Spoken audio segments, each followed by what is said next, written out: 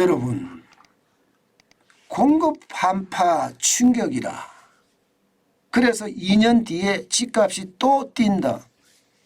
여러분, 이거 한번 보실래요? 저는 충분히 가능성이 있다고 봅니다. 전년 대비 1월에서 3월까지 착공 실적 감소율입니다. 전년 대비입니다. 2022년 대비 2023년 무려 말입니다. 36.19%예요. 착공이라는 것은 공사를 시작 안 한다는 거잖아요. 진짜 충격적이죠. 저는 진짜 충격적이라고 봅니다. 여기에는 뭐 엄청나게 많은 그런 악재들이 있는 거죠. 엄청나게 많은. 가장 큰 악재가 여러분도 알다시피 착공을 하려고 하니까 원자재 가격이 너무 올랐어요. 원자재 가격이 너무 올라서 지금 착공을 하면 오히려 미분양이 나거나 혹은 고분양으로 해야 되는데 고분양이 안 되면 고가 분양이 안 되면 회사까지 망할 수 있거든요. 그러니까 착공에 안 들어가는 거예요.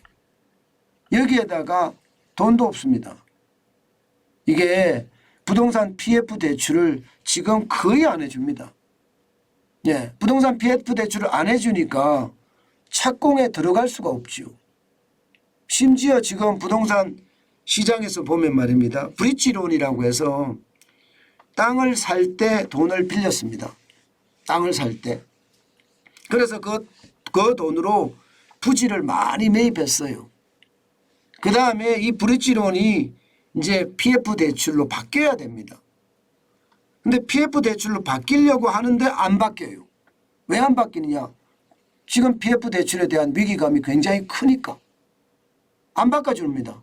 그러니까 지금은 브릿지론에 이게 돈 갚기가 정신없어. 이자 갚기가.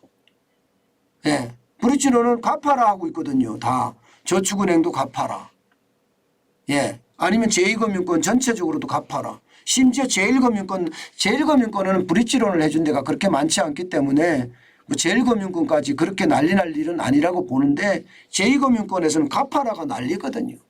그러니까 갚으려고 그러니까 이 갚기는 쉽지 않고 그러니 이게 본 PF가 오히려 일어나지 않으니까 더 큰 문제가 발생이 되는 거예요. 착공률이 이만큼 떨어지는 거예요. 여러분 보세요. 지금 착공 실적을 보면요.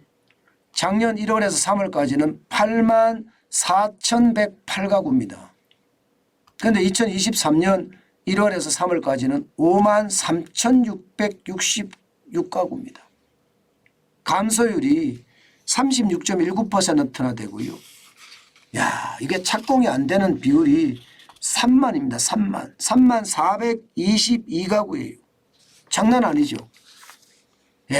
1월에서 3월 동안 착공이 안 되는 것이 3만 442가구라고 이야기하면 여러분 이거는요. 저는 진짜 충격적인 수준으로 지금 가고 있다고 생각을 합니다. 심지어 말입니다. 여러분 심지어 서울 수도권으로 좁혀보면요. 이게 금융위기 수준이에요. 금융위기 수준. 저는 그래서 시장이 굉장히 위험하다 이렇게 생각을 합니다. 굉장히 위험하다. 지금 금융위기 때도 착공 실적이 굉장히 떨어졌었거든요. 그런데 그게 현실이 되고 있다는 게 진짜 충격입니다. 여기서 한 걸음 더 나아가서 말입니다. 인허가 실적은 더 심각합니다. 인허가 실적은 2022년 1월에서 3월까지 11만 2,282가구였거든요. 그런데 지금 올해 1월에서 3월까지는 8만 6,444가구입니다. 23.01%가 줄어들었습니다. 굉장히 많이 줄어들었죠. 인허가가 2만 5,328가구가 줄어들었다는 거예요. 이거예요, 여러분. 이거는 진짜 충격이라고 저는 생각을 하는데요. 2008년 기준으로 보면요. 지금 2008년 기준보다도 낮다 이런 이야기가 나옵니다. 낮다.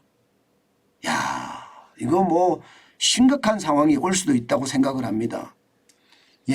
이게 서울의 2020기준 서울로 한번 좁혀볼까요? 2020년에는 2만 5,337가구였습니다. 글로벌 금융위기 때는 21,938가구요. 심각하죠. 결국 말입니다. 지금 집값을 좀 떨어졌다. 지금 보시다시피 아파트 실거래가 추이를 보면 2022년 10월에 187.9를 기록을 했거든요. 그러다가 작년 12월에는 141.9 그리고 올 1월에는 143까지 떨어지기 시작을 했어요. 그런데 이게 올라가는 모양새입니다. 작년 12월에 141.9에서 1월에 143으로 올라가니까 뭔가 올라가는 모양새예요.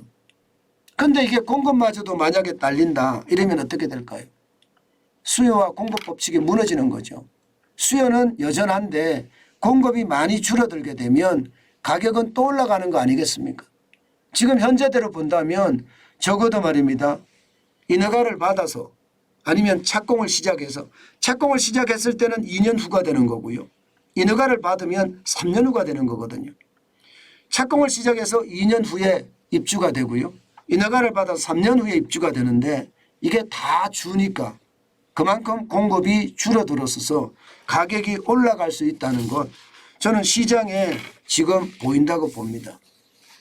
그래서 여러분 부동산을 볼 때마다 제가 여러분들에게 계속 말씀을 드리는데요. 시장에는요. 결국 2년 후나 3년 후에 갔을 때 더 올라가지 않겠느냐 이런 예상 많이 합니다. 물론 전문가들마다 말입니다. 2년이나 3년 후에 가면 이제 가족의 분화도 덜 있다. 지금은 말입니다. 1인 가구가 굉장히 많이 늘어나잖아요. 나이가 20대 후반이 되면 전부 다 독립하려고 드니까 1인 가구가 굉장히 많이 늘어납니다. 그런데 앞으로 2, 3년 후가 되면 이 가족의 어떤 분화가 줄어들기 때문에 집값은 그만큼 안 올라갈 수도 있다. 이런 얘기를 이야기하시는 전문가들도 있습니다. 그러나 근본적으로 말입니다. 워낙 많은 착공이나 인허가가 감소를 하기 때문에 이게 가족의 분화가 줄어드는 것보다 인구의 감소가 심각한 것보다가 오히려 공급이 더 많이 줄기 때문에 가격은 올라갈 수밖에 없는 것 아닌가. 이게 시장의 전망이고 예측입니다.